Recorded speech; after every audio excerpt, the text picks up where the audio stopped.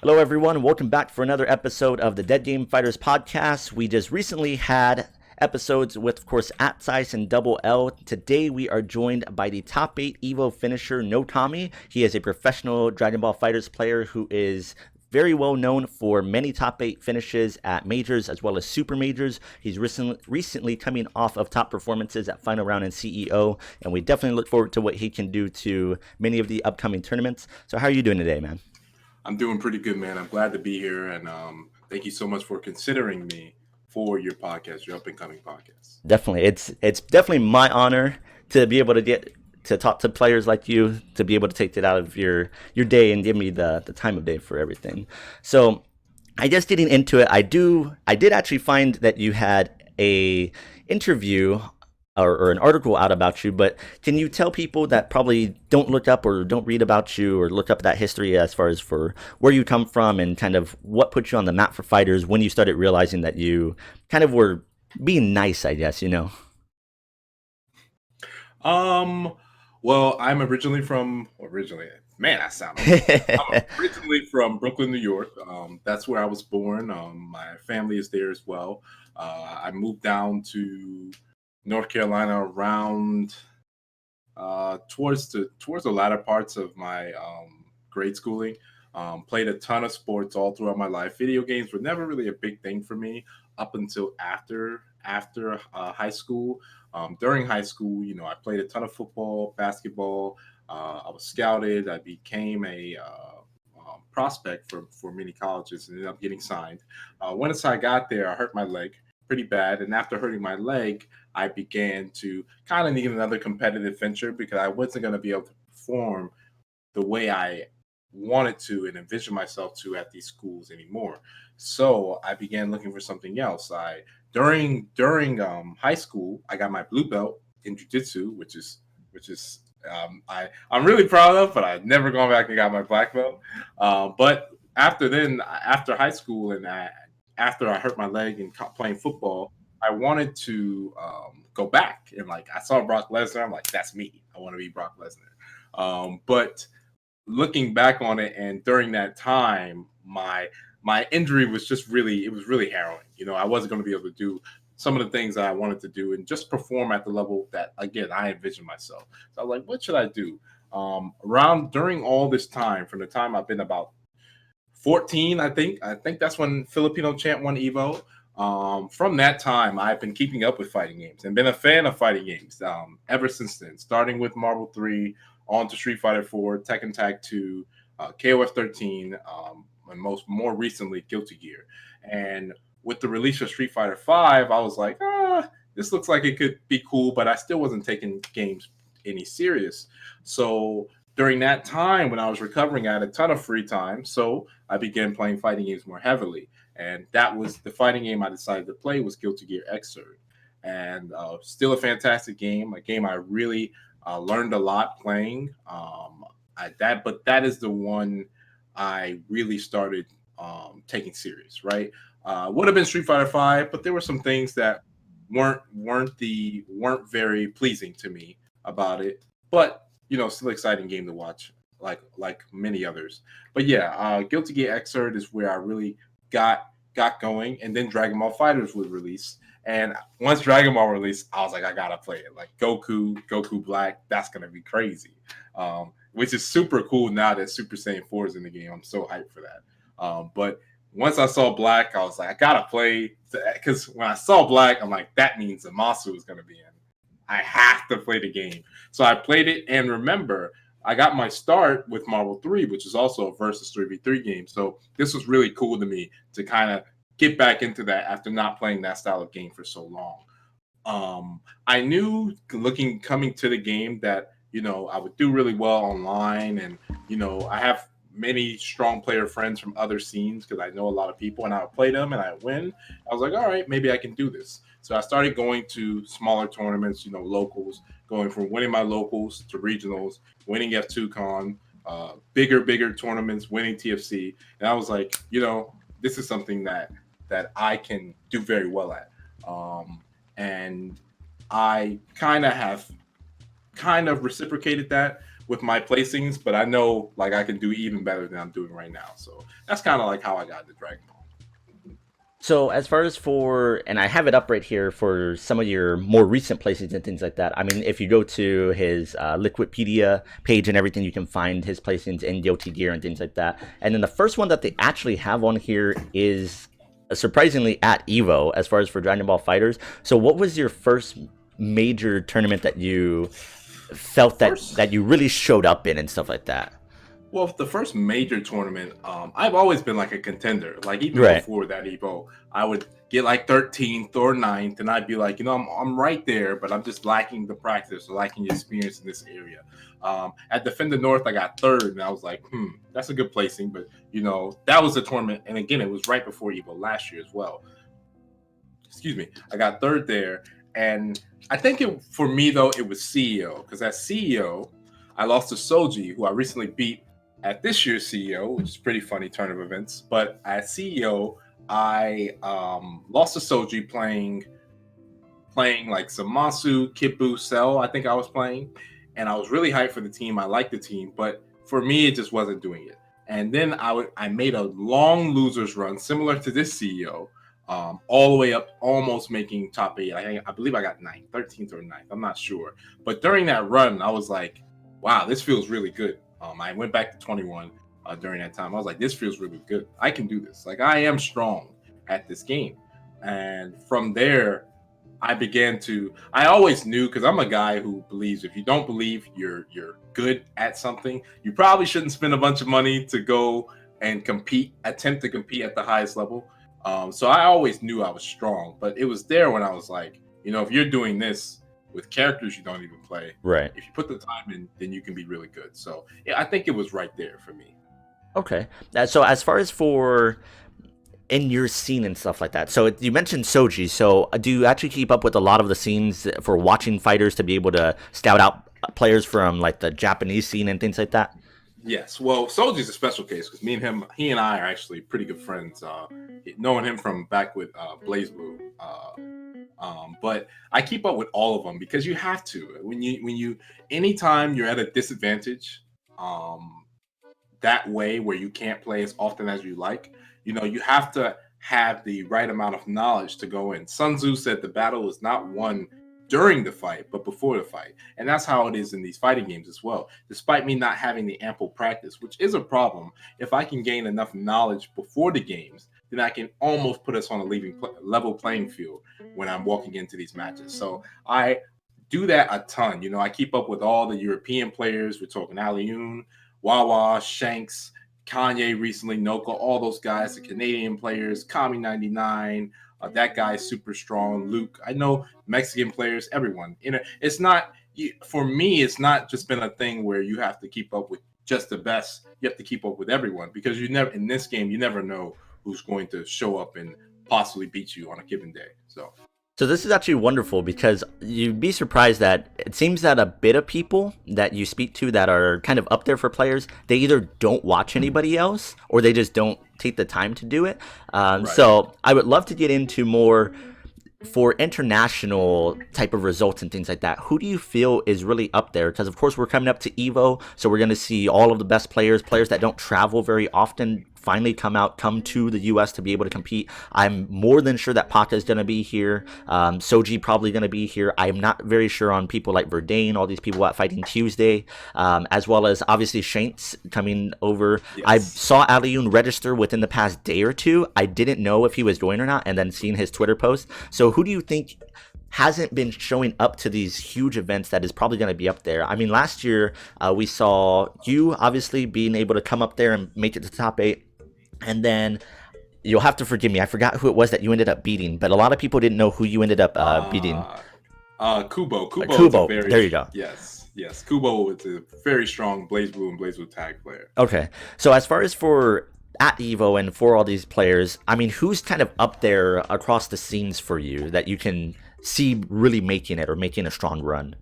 Well, the guy who just recently won Sonic Boom, Noka, is very strong. He's from France, I believe. He's always a threat. Alioun, that guy hasn't came to many things right, since season 2 began, but he's always a super threat. He's an incredibly strong player. Wawa, Zero Q from Europe as well. Obi Assassin, Enigma, all these guys are going to be coming, and they're going to be looking to, make their stick their foot in. Not so much Alioune, because we all know he's strong, but those other guys are, strong, and they know people from Europe know they're strong, but people in the States or in Japan or Canada or Mexico or wherever may not know that as well. For the Canadian players, I'm not really sure on who's coming, but I will say that, Luke is always a threat. Chip Damage Kiefer is someone not a lot of people know about. Don't know if Kiefer's coming, but I personally think Kiefer's the best player in Canada. Okay. He doesn't travel very much, though. In Japan, I know a lot of people are wondering. The Japanese players, I would say, that people don't know about that they should probably look out for that are coming are Utah. Okay. Utah almost got top 8. I actually beat him for top 8 at Evo last year. Utah's a very strong Blazblue player, car player. B has won Fighting Tuesday many times. He's strong. He plays Team Kazunoko, Kibbu, Adoko, Hon Yamcha. Very good player. Mado will be returning. He had a really strong run as CEO. Mado is an SBO champion for Persona. It's a huge tournament in Japan, and it's very, very difficult to win. And he's a SBO champion, so he's always a major threat. And there are a lot of other players. Like you said, Paka will be coming. Aqua. I was gonna say Aqua, yeah. Obviously Soji. I have more Ginyus, I'm pretty sure, than anybody else as far as for top level players. Would you say so? Yes. Yeah. Well, I think those guys, Aqua, I don't actually believe is playing Ginyu. Oh, okay. Finally dropped him, and I've told Soji to drop Ginyu plenty of times, but we'll see whether he plays him or not. But I think the big character to worry about from the Japanese region is Kibbu. All of those guys and girls generally play that character, and they are very.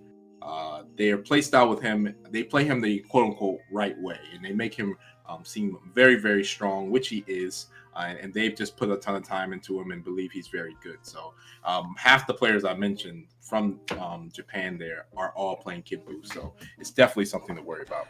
So I love that you brought this up, because exactly what you're saying is you can tell if you keep up with the scenes that there is a difference for emphasis on characters. What do you think about the Japanese players is making them focus more on Kid Buu? Is it his kit for his lockdown? Is it the trickiness of it? Why is Kid Buu more focused on in Japan than, say, in the United States or anything? Okay, well, Japan, they generally, when a character's top tier, rather than, being explorative and finding whatever, looking at the lower tiers, when a character's top tier, they'll stick with that. And they've been playing him since the game has came out, since he's been top tier. So that's the first thing. The second thing is that Kibbu is one of the characters that can control the screen very well. They like mobility. They're very mobile, all of the Japanese players, and it's good. It's very, very good. Not only are they mobile, and he insinuates that, the character is also very difficult to catch, and that all goes together with their play style.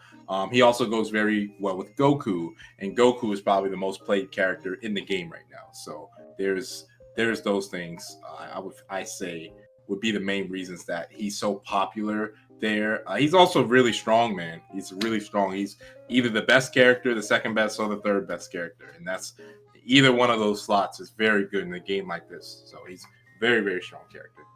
Okay. As far as so you mentioned Goku. Do you think that there's a little bit of also, I'm not sure how to word this. I guess the best way to say it is favoritism, because for what I believe I've seen for polls and things like that, Goku is more favorite in Japan just as a character, as from like the show, and Vegeta I think is actually in the United States a little more favored from things that I've seen. Do you think that also contributes a little bit to that? I think that might have played a part in the beginning when the game came out, but now Goku is he's just so strong with the current meta and how he counters a lot of things. His assists and the strength of the character. A lot of people say if he did have that 2-0 low, he'd be an instant S tier. He's just very, very, very strong. Right.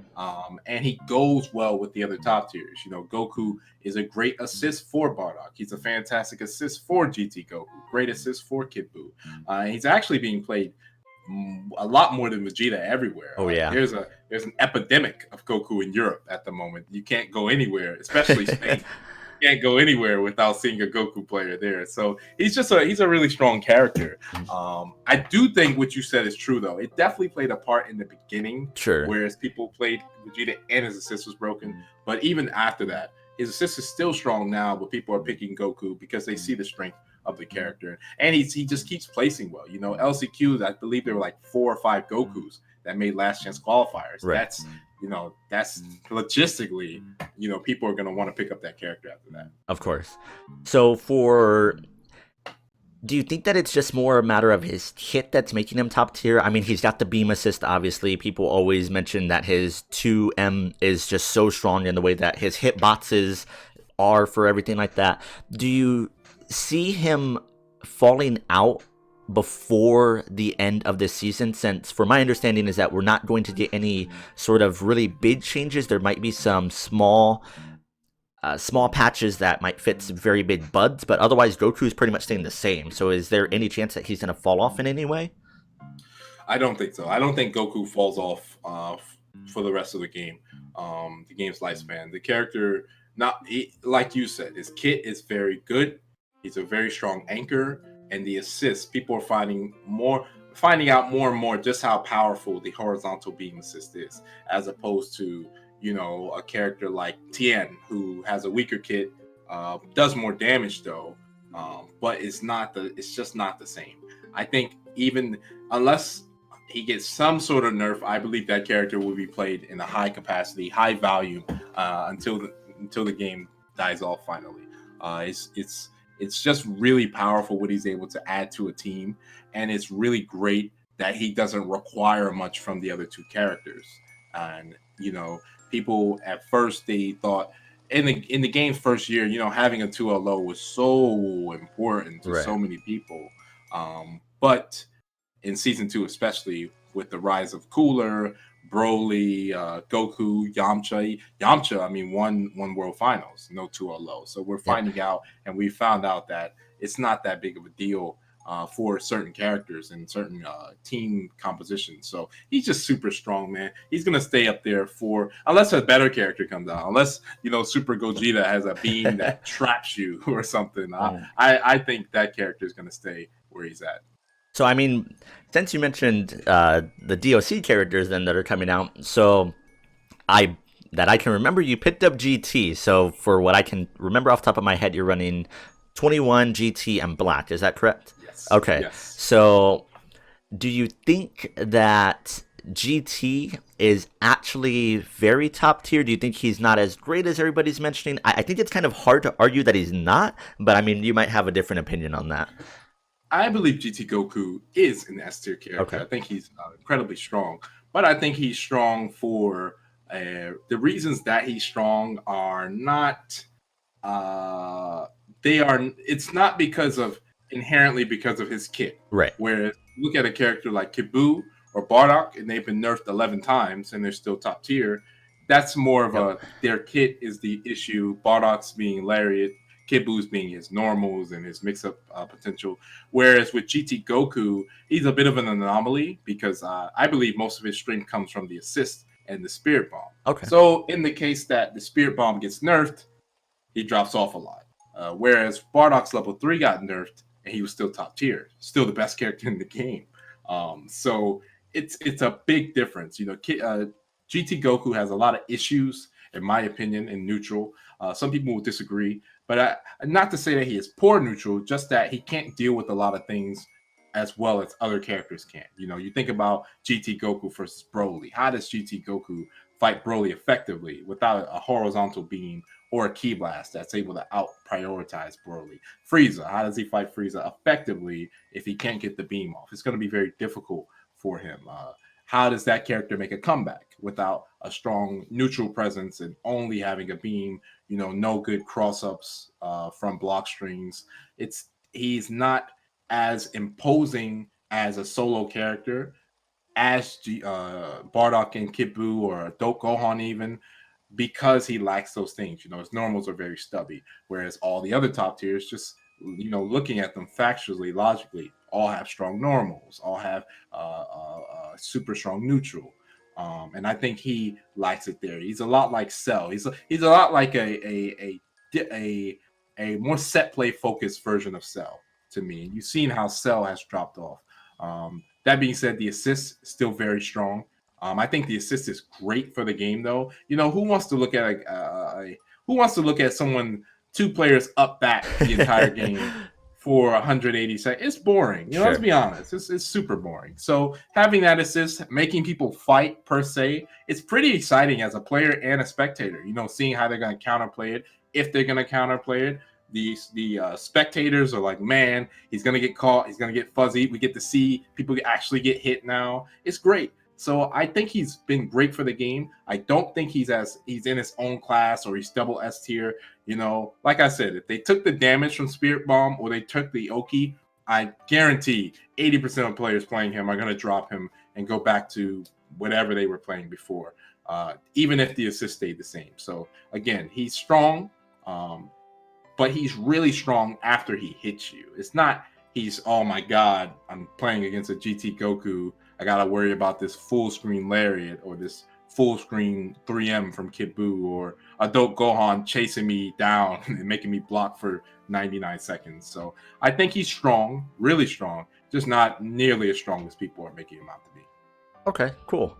Yeah, I think that there's a bit of split with the community. Obviously, when you talk about how strong a character is, whenever that you see the most shared and talked about tier lists and things like that, that of course is coming from the top most players, the top 1% of 1%, all of these things. So I feel that there's a bit of a disconnect for when your average person talks about him and says, oh, he's broken, because the normal player can't conceptualize, can't come up with the solution to problematic things that a top level player can easily work around and things like that. So I think that's definitely a really good point for how you're mentioning and talking about it and getting into it for the character and things like that. So okay. As far as for you, so we had mentioned, or rather you had mentioned for where you come from and everything like that. And I guess a lot of people don't realize right now that your scene and where you're at, you don't really have much around you or many top players to kind of work with. So how do you keep such a strong edge as far as for being able to always compete against these players that internationally are well known and everything? Is it from your knowledge, from keeping up with them and just being able to have all of that knowledge in your mind that kind of brings you up a little bit more? I believe it's well, first of all, in the North Carolina scene specifically, I will say this: Fayetteville, which is about 2-3 hours from me, they have some strong players there who are really committed to getting better, who are committed to the community, and I really respect those guys a lot. So I just wanted to say that real quick. But when in regards to having an NLBC or having a Florida scene where people can play at will, that's not the case here. And the way, for me, with how busy I am, I can't drive 4 hours or 5 hours, of course, to play with people who are just learning the game or no one's there to play the game. So there's that too. For what I tend to do, and it's what I did in Guilty Gear, we also, nobody except the New York scene and California scene really played Guilty Gear often. And there are tons of players who are able to overcome that. And the way you do that is by, studying, having a high game IQ and understanding that it's, yes, practice and putting things into practice is super important. It's up there. That is something you need to be able to do. But I think a bigger priority one is being imbued with everything that's going on in the game. I don't have to play against you or explicitly have engagement with whatever's set up or whatever's happening to develop some sort of possible countermeasure or have a thought process as to which I should do to counter that or press a player in the case that I played them in a bracket. So that's just the same thing that football teams do. And that's where a lot of the mindset comes from. Teams study teams. The Texans aren't going to play against the Cowboys every week. They can't. You just can't. It's not possible. They play once every year. They play once, possibly another time if something happens in the wild card, maybe, right? But they play once, and the way you prepare is through tape. That's the, you prepare through tape and you rep it. Same, just like in fighting, UFC. I won't say fighting, combat sports. Hmm. Just like in combat sports, John Jones is not going to fight Daniel Cormier more than one time a year if they fight. Right. So when it gets announced that they have to fight, they begin to study each other. They bring in people, they bring in people who can mimic that style, and then they make the best, and then they go and try to execute a game plan. Fighting games are an anomaly with that, because even in the NBA, teams are going to play each other twice a year. They're not going to get to play each other a bunch. So I think it's really important, and that's where a lot of my failures have come, is because I'm not able to put things into practice, even to get the mimicry that a John Jones would get from a training partner. But you can have a lot of success just by studying, playing hard, and having a super strong fundamental base and believing in yourself. If I do something to a super duper high ranked guy online, will it work versus Goichi? Maybe not, but it will work against the majority of the player base in pools. So I think it's important. Okay. So obviously online is always something that comes up. How good of a tool do you think that actually is when you're getting prepared for a tournament? I know that that's a really slippery thing because you have to factor in the delay. Certain things aren't reactable that you might be able to actually react to. Like, how much would you recommend that players focus on that? Or if they're going to go to something like Evo, which of course is coming up, to stop playing online maybe a couple of days before, just grind, like, any suggestions for that or thoughts? Personally, so a lot of my practice last year came from entirely online. Good thing and a bad thing. So I knew a lot of things about the game and how players will react to a lot of situations, but it hurt my mental state in game, because I believed a lot of things were not able to be dealt with that were able to be dealt with, Okay. because I was playing online so much as opposed to playing offline. Sure. That being said, I think online is a great tool, but it's just that. It's a tool. It's a tool for you to understand matchups, to understand what players may do in situations, but it's not something that you can rely on when you go into a major. At least not Dragon Ball Fighters online. MK11 or Tekken 7, those great netcodes, Killer Instinct, and online practice all day. You don't even have to go outside. You can play all day, go to a tournament. If you're really good, you can get top 8 just from having that practice.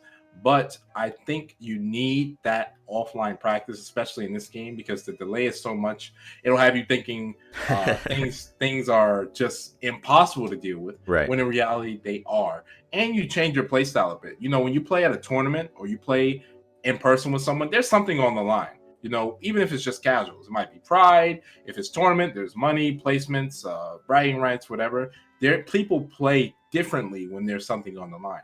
Online, there's nothing on the line. They don't care, and they don't have to care. You don't have to put a quarter in. You don't have to refill your arcade card. You don't have to do any of that. You can just play infinitely, and vicariously. So I do think that is also a big part. That being said, you can do it if you're just a net player and you don't have no scene, and you live in with Courage and Eustace out in the middle of nowhere. If that's where you live, but you have strong net play, you can do well. I did it. I've done it. I have not played offline in a month and gone and got top 8 at a tournament. Did I win? No.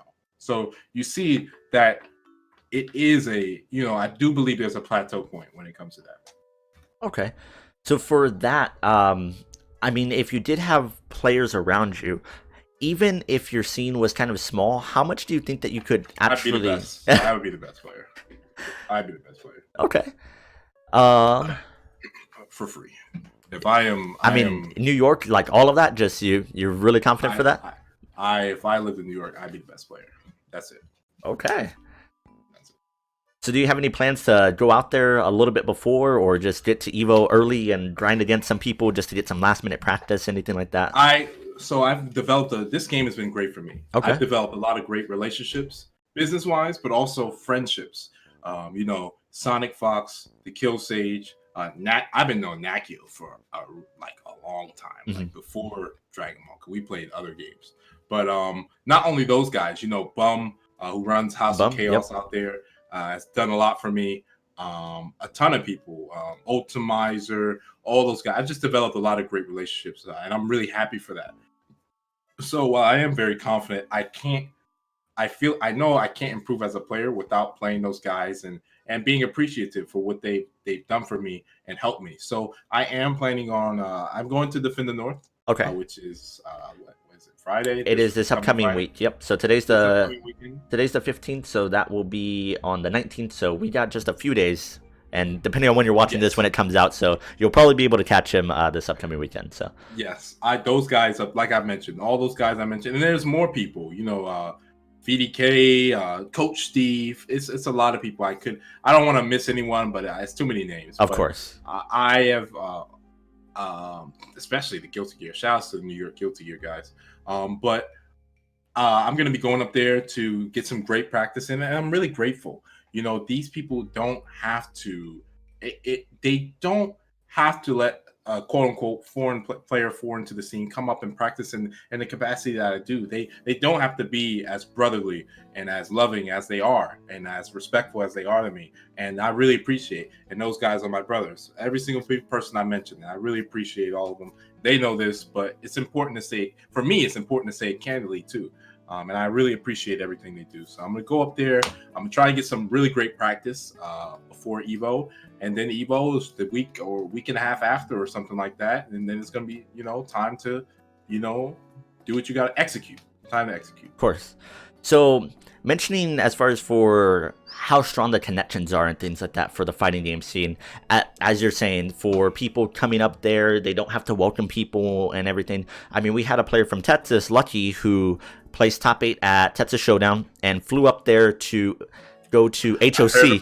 Yeah, and it was a really small time frame for those people that don't know. And he messaged Bum and then Nak and all of them. They found out, and then they were like, "Oh, how long are you here for?" He's like, "I'm just kind of here for HOC," and that's more or less it. I'm only here for like a couple of days or something like that. That's and everybody was like, "Oh, dude, that's OD." I mean, yeah. What do you think makes the community, from everything that I've seen, just so welcoming, so embracing for people all around in comparison to possibly bigger games? Now, that's not to say, of course, games like League of Legends, Overwatch, CSGO, things like that can't be welcoming, but it's very hard to find people that are not welcoming, like just across the board. Why do you think that that is for fighting games? Well, it's the easy answer is it's very niche. If you're not, and we've seen that, in other scenes. I'm not going to name any names because I don't want to. This ain't the place for that. But we've seen it in other scenes where you have a community leader who trashes new players or isn't the most welcoming to brand new players, and people stop playing the game, and then your game dies, or you get that community leader to chill out. And thankfully for that specific scene, that's what happened. But we're really niche, man. We're super niche, so you can't not be welcoming to somebody because it's only like 5 people playing. As opposed to League of Legends where it's 5 million, 50 million. So if let's say you and I are running a local and freaking Joey Wheeler comes to the local and he's like, can I play? When are you guys open? Can I play your strongest player? Whatever, and we are, not friendly or not welcoming to him. He's going to go play Fortnite for free and play in that $1 million Fortnite tournament every week, and you're going to lose a potentially really great fighting game player. Right. So when things are niche, you have to be more welcoming because you don't have the numbers that these huge games have to not, accept every player, be it that they're not a scumbag human being, right? You just don't have the resources or a player base that these other games have. That's the first thing. I also think that fighting games, similar to combat sports, you're fighting another human being mentally as opposed to physically, but you are in mental warfare with somebody. And the same way you see, you'll see a Henry Cejudo, or you'll see a Conor McGregor hug the guy that they fought after they fought, despite talking all this trash for months saying what they're going to do to them, and inflicting physical harm to them, Mhm. they'll still hug them after. Hug them. They give all types of, shows of affection after these fights. And fighting games are similar. You're imbued in mental warfare with somebody. You're in a war for that 99-second count, or however long, 60 seconds in Tekken. So you build a connection with someone. Anytime, it's very intimate to have that type of mental connection with someone during that time, because it is like you're playing chess, but you're trying to deplete their life bar to zero. So I do believe it's very intimate, and that when you are fighting someone like that, it creates a bridge towards friendships and stuff like that. And it's a great feeling. Even when I lost, like when I lost to Sonic Fox as CEO, me and him were good friends. Well, I would consider him a good friend. But after I lost, people asked me, they said, dude, why are you up there smiling and talking to him and dapping him up after? Why are you like that? And it's because, he and this guy and I just went through a battle, and it's a really great experience. And even though I really wanted to win, I appreciate even being able to have that experience in the first place. So kind of expanding on that a little bit, how much of that do you think comes from... I'm sorry, let me back up a little bit. So you mentioned, of course, being a competitor. So I myself, similar to you, competed in sports growing up and everything like that. You get that mentality, you get that mindset of having the coaches grind on you and everything. And losses do wear on you. And there was a recent tweet by, I believe, a Smash player, MVD. I believe that's who it was, where he was mentioning that when you lose and things like that, the worst thing is for people to come up to you and tell you something like, you'll get it next time, or like, oh, like, you did well, like, just keep at it. Do you agree with that, or how do you feel that losses are taken for you personally or amongst most of the community? Is that actually a bad thing? Because I know for me, whenever I would lose like a race or something like that in cross-country track, anything, I mean, it always just feels terrible where someone's just like, oh, you still did great. It's like, well, if I did so great, then why didn't I win, right? Yes. So, well, for me, I do believe, like you said, that's pretty subjective. mm-hmm. So his experiences might be different than my experiences, and I respect however he feels in that instance. I have felt that a lot, that, and I still do. For me, anything but a win is a bust. Right. So when I get third, like when I got second, people say that set I had versus Fox at NEC, one of the greatest sets of Dragon Ball they ever seen, right? And I'm like, I definitely lost the set. Well, so it's one of the greatest sets that I lost. And that's harrowing. That's not something that you may not positively remember. But our losses shape the people that we are in the future. So that's why I told a player that at KIT right before I proceeded to, losing that top 8. Our losses are going to shape who you are. It shapes those future wins. It's like clay. It shapes all that out for who you become in the future. A lot of people say you don't learn anything by winning, you learn more by losing, and I believe that's true. So I think it's important, it's very important to accept those losses. And even when someone says, that's something I kind of agree with, when someone comes up and they're like, you did good. For me personally, anything but a win is a bust. So, right. To a different player, they'll be like, I got top 8 at CEO. That was great. For me, it's like I believed I could win the tournament. And when I look back and I see my play, I'm like, did this person outplay you, or did you play poorly? And I feel like I played poorly. So it's not very great feeling when someone tells that to me. But they don't mean any harm, and I'm not being angry at them. Of course, I'll accept it with a smile like I do a lot of other things. But you have to be able to accept the losses and grow from them. Because if you're not growing from the losses, you're only declining, and that's a really debilitating experience, and you don't want to go through that. So that's what I think about everything regarding that. That being said, it is subjective. Like I said, for many people, a top 8 at a huge major, that is great. Like that is a great weekend. For me, it's like I definitely should have won, or feel like I should have won. So it's a bit of a different experience for everyone. Okay. So I guess getting into then, as we're coming up on 40 minutes, we can kind of start winding this more towards Evo and things like that. Who do you think are... I guess we can start at the beginning for this, as far as who are your top picks to make top 8, and then we can kind of work up from there to who you think is eventually going to win. Obviously, we always consider you as a major competitor to go there, who you think is probably going to be able to win the event. But I mean, who do you really place up there?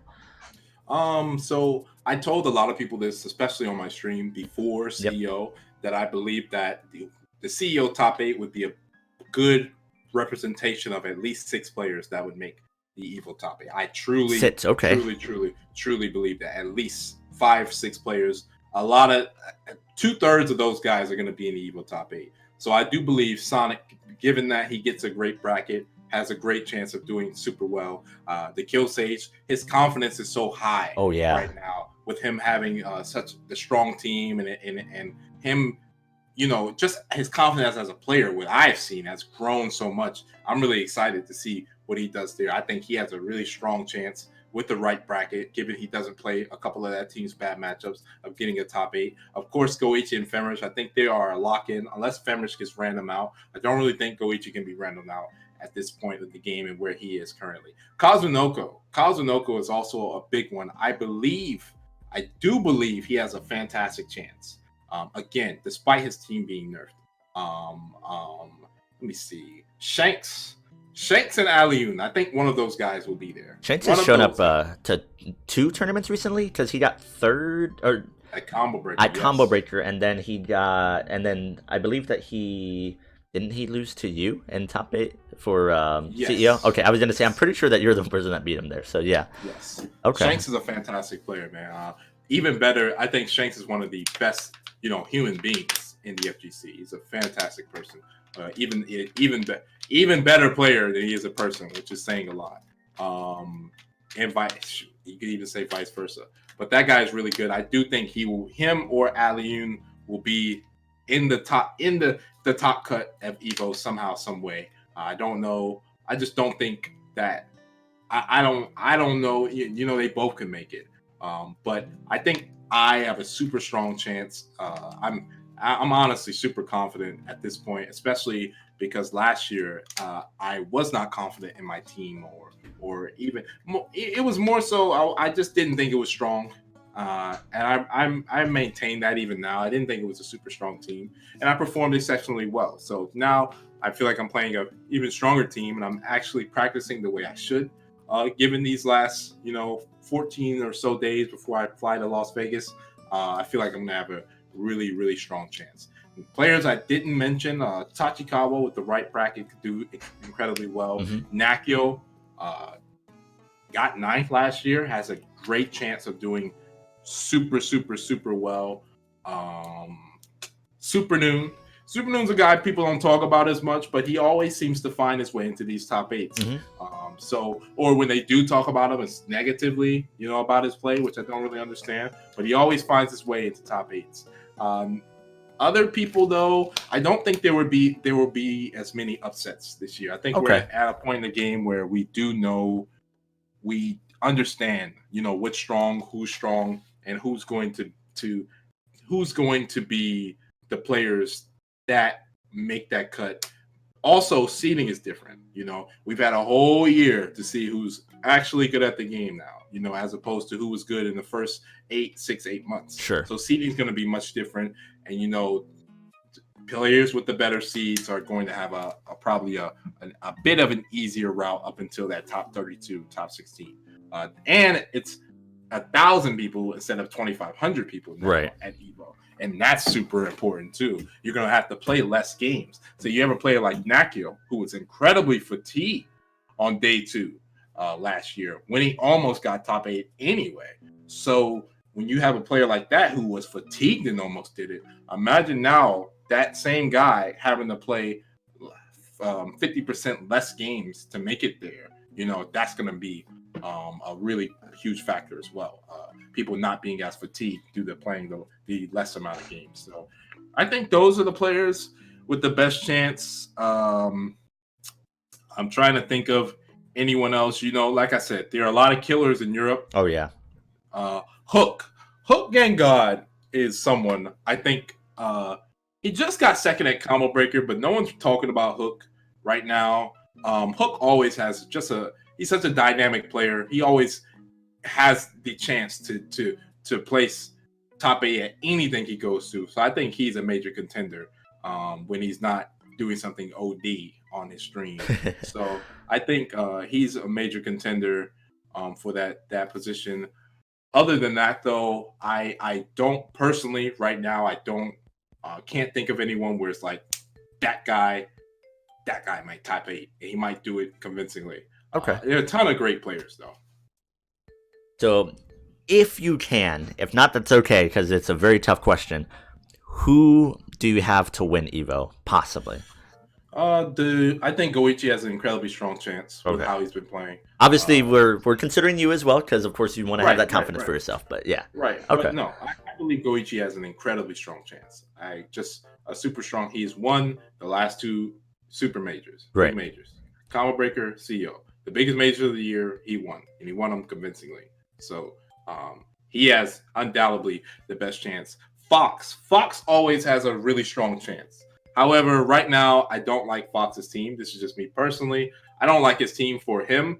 Whereas last year, the team Fox was playing, it was so made. It was created and geared towards his playstyle so much that I could not see him being in grand finals. Right this year, it's not the case. This year, I can see him, there, but it's not as convincing. I do believe he can be beat. Last year, it was like, you're not beating him. That's how I kind of felt about it. Even when I played him, I just felt how strong he was with that team structure. Whereas this year, he's recently just switched again. So that's always very difficult. Femrich has performed exceptionally well at tons of events. I do think that he's one of the strongest players, if not the strongest player, but he's playing against people playing Kid Buu and Yamcha and GT Goku, whereas Adult Gohan, whereas he's stuck with Cell and Vegeta, which are still 2 high A-tier characters, but the amount of chances that he gets are much less than everyone in game. Getting hit by GT Goku equals a Spirit Bomb. Getting hit by Vegeta equals a Final Flash. What did Final Flash kill in the show? Yeah. So I think those guys have incredibly strong chances. Other than that, when I think this person can win undoubtedly, the kill saves, like I said, man, he's a sleeper to win. His confidence is super high, and a man with a lot of confidence playing the character he does is always very dangerous. So that's what I think right now. Okay. So do you think, just really briefly on Fenrich then, that he does need to get that little bit extra, because he's always, as you mentioned, he's always a extremely dangerous threat, extremely high placings on every single event that he's ever gone to, and multiple games, of course, because I believe that he's also in, it's not Guilty Gear, is it Blaze Blue? Yes, Blaze Blue. So, I mean, do you think that he needs just that little bit of switch up for his team? Obviously, he's undoubtedly probably the best in the world at Cell and Vegeta as well, since he stuck with them for so long. So, I mean, do you think that he still just needs that tiny switch up just to give him that little edge that, I mean, you can't really make up with for Steel after a certain point? Would you say so, that you need that character's kit, that kind of scummy style to be able to mix people up in certain ways or do things that you normally can't? I think for him, I think sticking with the team is the best thing to do. Okay. I don't think that he's losing because his team is poor. Okay. He's playing an S tier character and 2 A+ characters. Of course. Where everyone else is playing 2 S characters and 2 A. Like, it's not that they're not that much better. That being said, if he switched Cell out it just wouldn't be him. He's a player that requires that time period to get really strong. So if he did, you got to think about what he's really good at. Most notably the combos. That's a year and a half of him practicing that team, and that's a huge part of his game. The fear of the TOD, or the fear of the kill combo that he's implanted into everyone he plays, and that comes from playing a team very, very long time, a super, super long time. So, and it also is a strength of the team he has. Cell and Vegeta, not a lot of characters can do the combo extensions that team can do. So I think the team plays to his strengths as a player. Now, would picking up GT Goku possibly be something that he would look for, help him out more? Yes, but he wouldn't be able to play that the way he does, in the way that has got him these high placements. It's similar to me. I have a certain way I like to play. 21 she's strong. She's very strong, but she's not considered one of the best characters in the game, at least not now. Sure. Okay. That being said, when I play her, it's me. This is my play style. This is what I like to do. So I'm able to, pull from her more than what the character may or may not, pull from what may be the 100% that she's already at.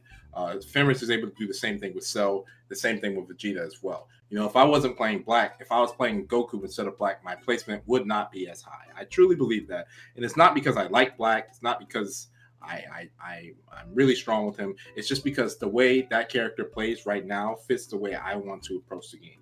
So it's really important. Again, would picking up a Zamasu or GT Goku and replacing Cell with those characters, would it be cheaper? Yes. Would he do as well? Maybe not. Okay.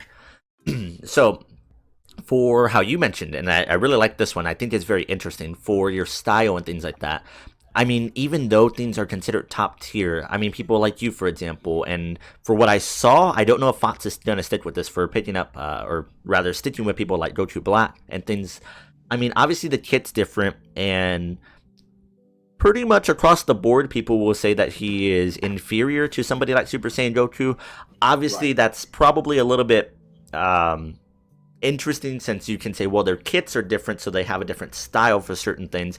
How important is that for the character fitting you yourself versus the character is just superior for their kit?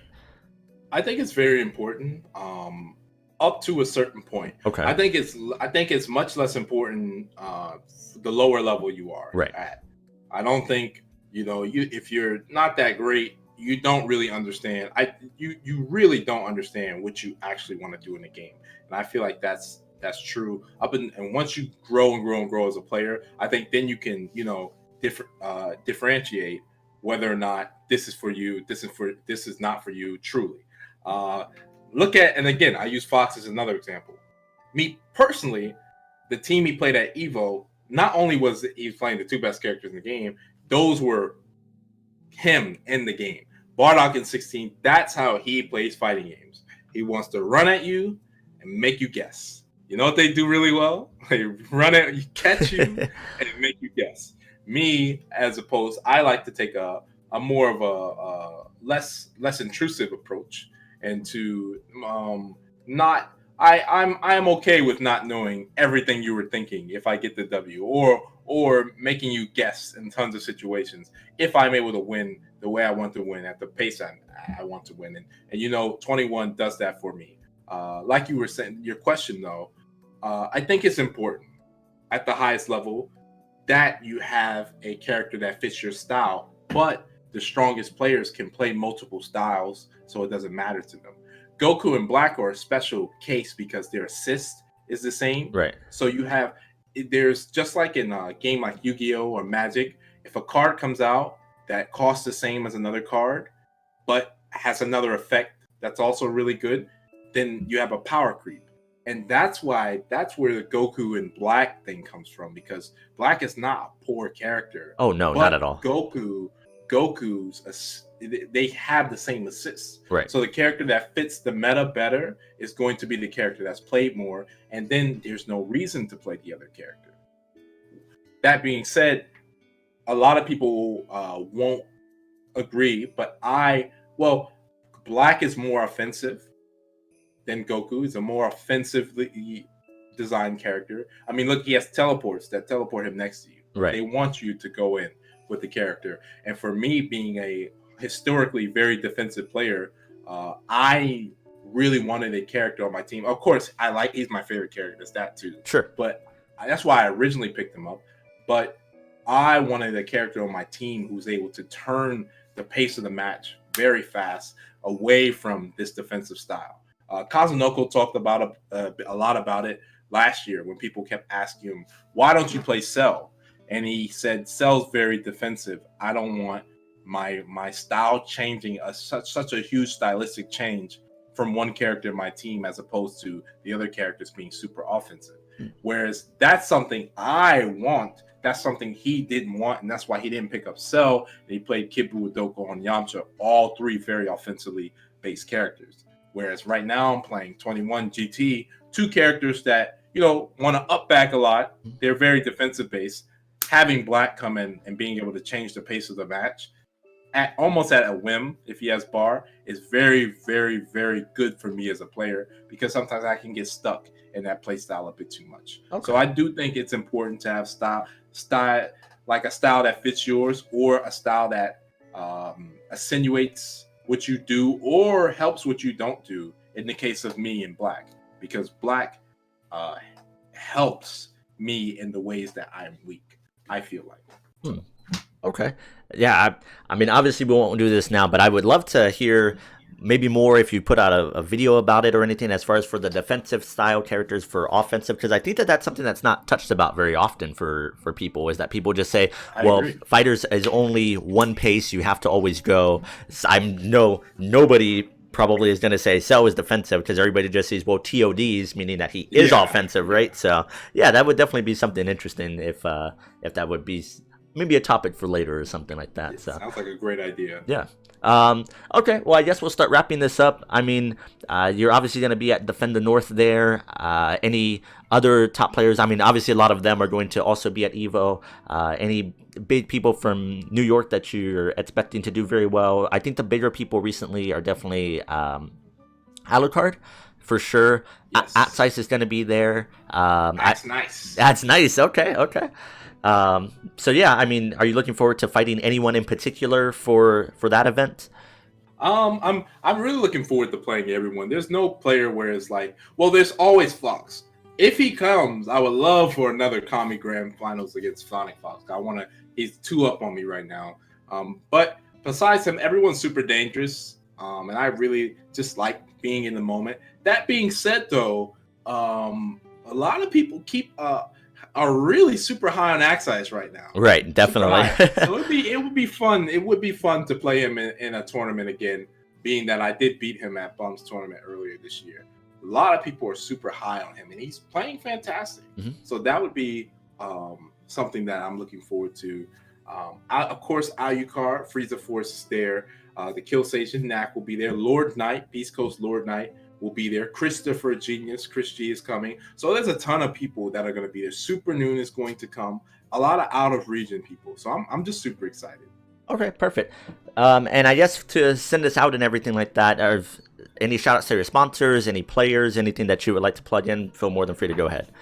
Yes.